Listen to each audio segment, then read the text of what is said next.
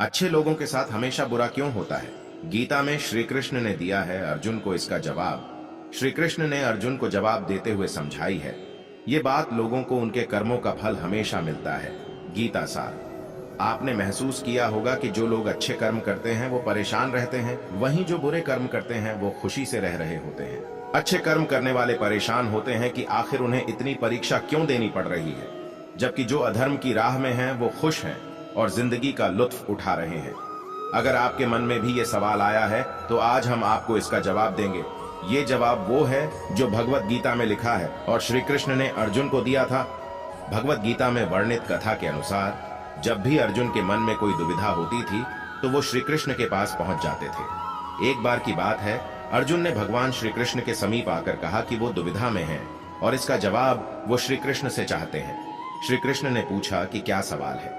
अर्जुन ने कहा, मुझे ये जानना है कि अच्छे लोगों के साथ हमेशा बुरा ही क्यों होता है, वहीं बुरे लोग खुशहाल दिखते हैं। अर्जुन के मुंह से ऐसी बातें सुनकर श्री कृष्ण मुस्कुराए और कहा, मनुष्य जैसा सोचता है और महसूस करता है वैसा कुछ नहीं होता है, बल्कि अज्ञानता की वजह से वो सच्चाई नहीं समझ पाता है। अर्जुन उनकी ये बात समझ नहीं पाए। इसके बाद श्री कृष्ण ने क्या कहा वो जानते हैं। श्री कृष्ण ने अर्जुन से कहा, पार्थ, मैं तुम्हें एक कथा सुनाता हूँ, उसे सुनकर तुम समझ जाओगे कि हर प्राणी को उसके कर्म के हिसाब से ही फल मिलता है। प्रकृति हर किसी को अपनी राह चुनने का मौका देती है। अब वो मनुष्य की इच्छा पर निर्भर करता है कि उसे धर्म की राह चुननी है या अधर्म की।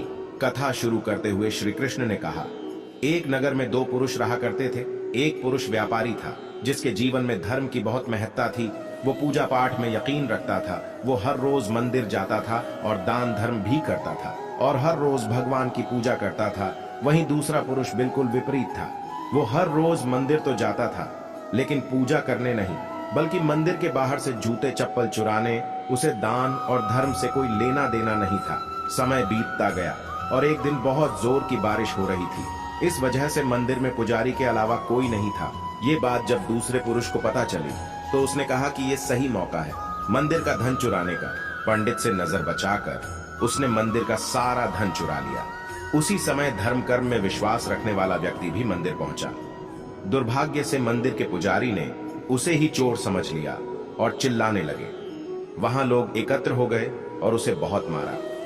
किसी तरह वो बचते बचाते वहां से निकला तो दुर्भाग्य ने उसका साथ वहां भी नहीं छोड़ा।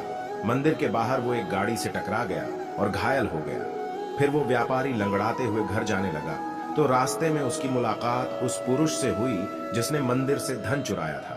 उसने कहा, आज तो मेरी किस्मत चमक गई, एक साथ इतना सारा धन मिल गया। ये सब देखकर उसे बहुत बुरा लगा और उसने अपने घर से भगवान की सारी तस्वीरें निकाल दी। कुछ सालों बाद दोनों पुरुषों की मृत्यु हो गई। मरने के बाद जब दोनों यमराज की सभा में पहुंचे और भले पुरुष ने दूसरे व्यक्ति को देखा तो उसे बहुत गुस्सा आया।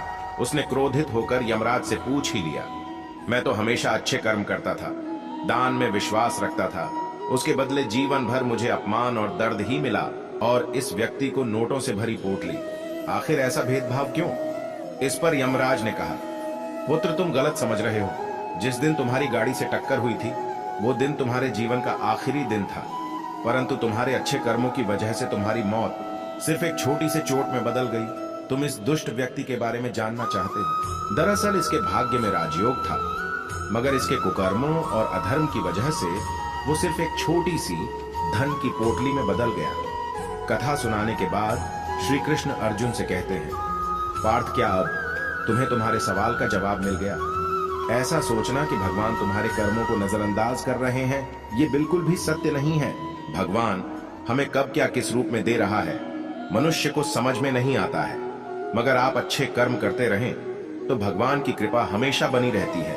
इसलिए अपने अच्छे कर्मों को बदलना नहीं चाहिए, क्योंकि उसका फल हमें इसी जीवन में मिलता है। इसलिए मनुष्य का फर्ज है कि वो हमेशा अच्छे कर्म करते रहे, क्योंकि श्री कृष्ण ने गीता में भी बताया है कि किसी के द्वारा किया गया कर्म बेकार नहीं जाता है, चाहे वो अच्छा हो या बुरा।